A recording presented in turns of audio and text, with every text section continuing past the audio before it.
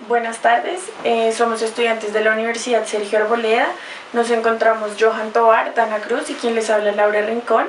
Estamos desarrollando un trabajo para la materia Finanzas Internacionales y hablaremos acerca del tema de la burbuja inmobiliaria. Nos acompaña el señor Luis Arturo Rincón, que es asesor de empresas y consultor con más de 20 años en cargos gerenciales para empresas de los sectores de seguros, prensa, manufactura y autopartes de vehículos pesados. Miembro de juntas directivas, valiosa experiencia en proceso de negociación de acuerdos de reestructuración de pasivos dentro del marco de la Ley 550 de 1999.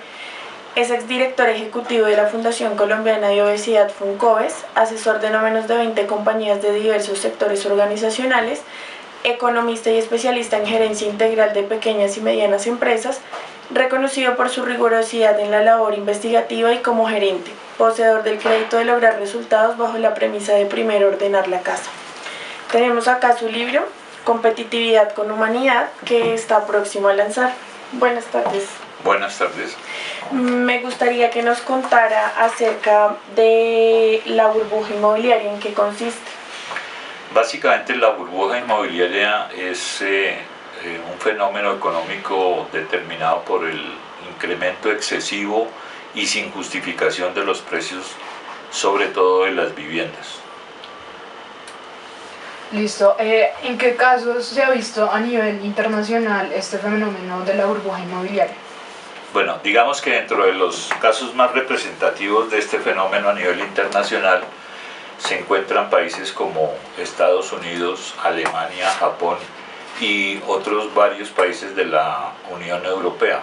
Fundamentalmente el fenómeno se ha vinculado a varios fenómenos que ocurrieron en distintas posiciones geográficas. En el caso de los Estados Unidos se da, digamos, como consecuencia de la recesión que se generó en los Estados Unidos por los atentados a las Torres Gemelas del 11 de septiembre y por la guerra en Irak.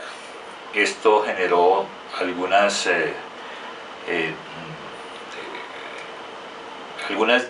diferencias en el desarrollo de la actividad económica que movió a las autoridades económicas a decretar medidas antiexpansionistas, es decir, medidas que ayudaran a generar nuevamente el crecimiento que se vio afectado por estos fenómenos. El primer aspecto que hay que mencionar ahí en el caso de los Estados Unidos es que se dieron grandes inversiones en el sector inmobiliario porque a raíz de los fenómenos antes mencionados se dio un gran apetito por la compra de bienes inmobiliarios. Y eso empezó a generar la burbuja, empezó a generar que se empezaran a elevar la demanda por estos bienes y atrajo muchos inversionistas ante la posibilidad de conseguir grandes ganancias en este negocio. Eso significó que estas inversiones se canalizaron a través de la banca y los banqueros se vieron en la necesidad de empezar a poner créditos como con muchas facilidades para que el público accediera a la adquisición de vivienda. Con el ánimo de acelerar el proceso de adquisición de vivienda, tuvieron dos errores muy grandes que se cometieron y obviamente esos errores se vieron a posterioridad por las consecuencias que sucedieron después. El primero es que dieron unos créditos con unos intereses muy bajitos, alrededor del 1%, cuando las condiciones del crédito para otros sectores eran mucho más altas. Y el otro tema es que en el afán de colocar grandes volúmenes de créditos hipotecarios, no hicieron una selección adecuada del riesgo y entregaron créditos muy importantes a personas que no tenían la capacidad para pagar los créditos.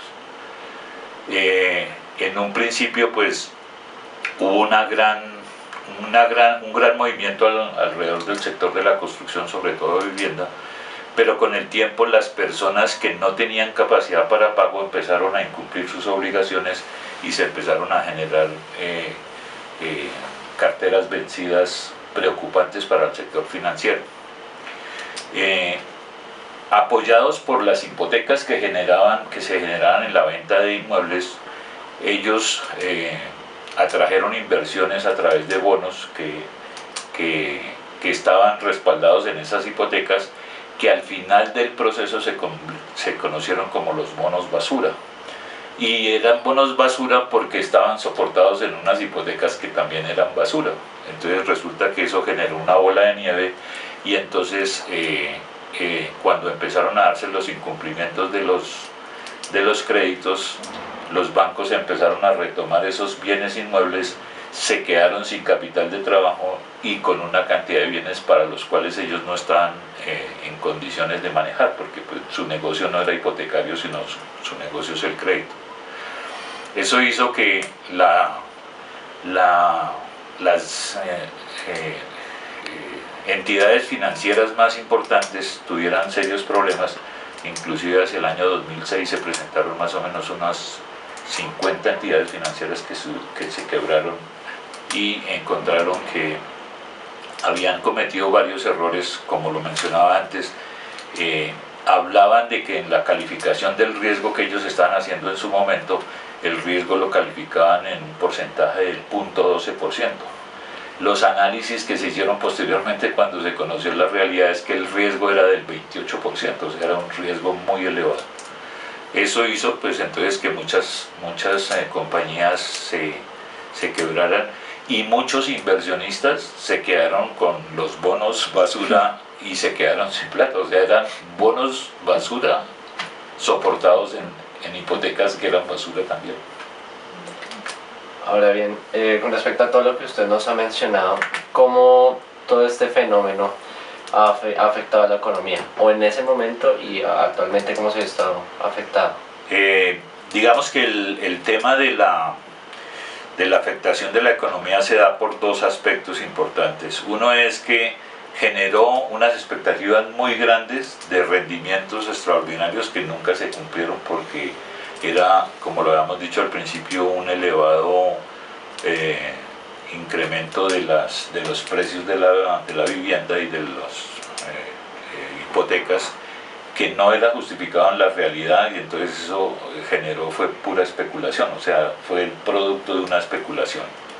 Y en segundo lugar, generó desconfianza en la banca, porque a pesar de que la banca, digamos, fue responsable por no haber tomado las medidas para que los créditos se hicieran en condiciones de bajo riesgo, de todas maneras ellos también se vieron perjudicados, porque a la larga se quedaron sin el principal activo que tiene un banco, que es el efectivo, ¿no? Entonces digamos que eso repercutió.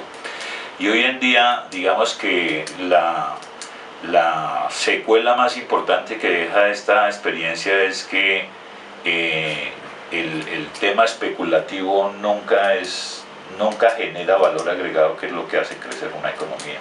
Entonces digamos que la prudencia y las buenas costumbres desde el punto de vista financiero son la mayor experiencia que deja el fenómeno, que hasta hoy todavía puede tener repercusiones en algunas partes.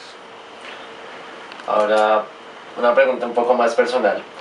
De usted haber sido gerente de estos bancos, de alguno de estos bancos, ¿qué hubiera hecho o bien qué decisiones hubiera tomado?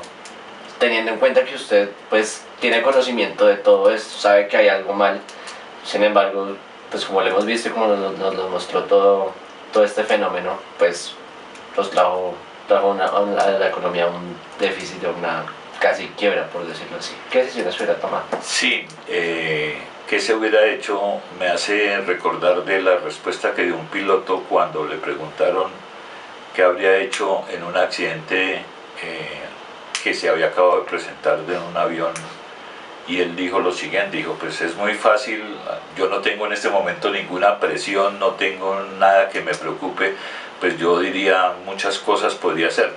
Lo importante es saber cómo se reacciona en el momento en que está uno dentro de la emergencia.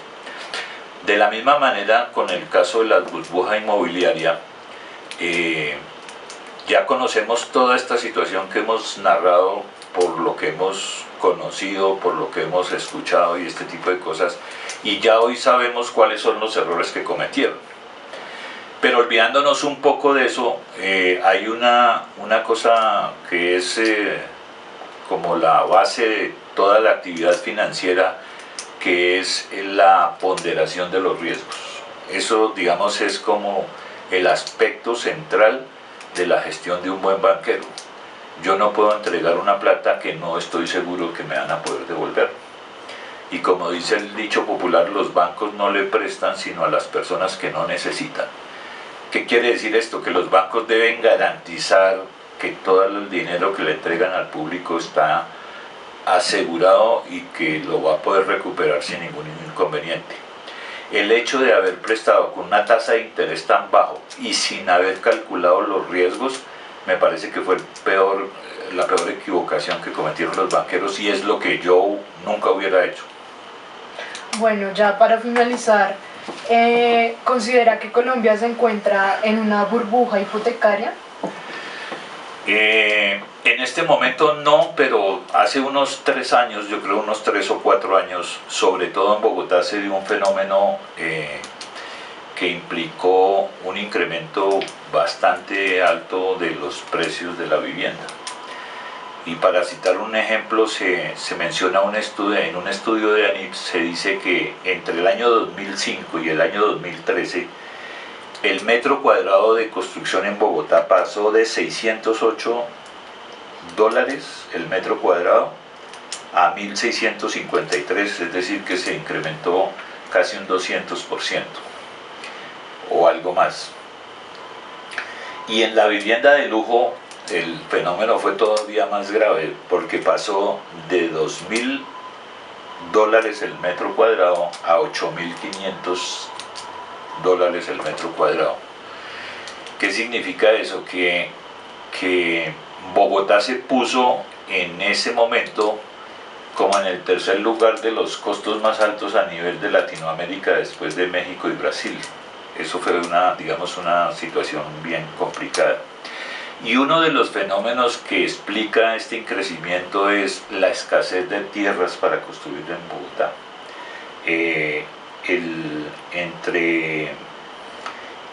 En esa época en que se presentaron estos incrementos, el solo lote o solo el terreno donde se construía la vivienda llegó a costar entre el 20 y el 25% del costo total de la vivienda. Entonces yo creo que eso fue una buena medida de lo que pasó.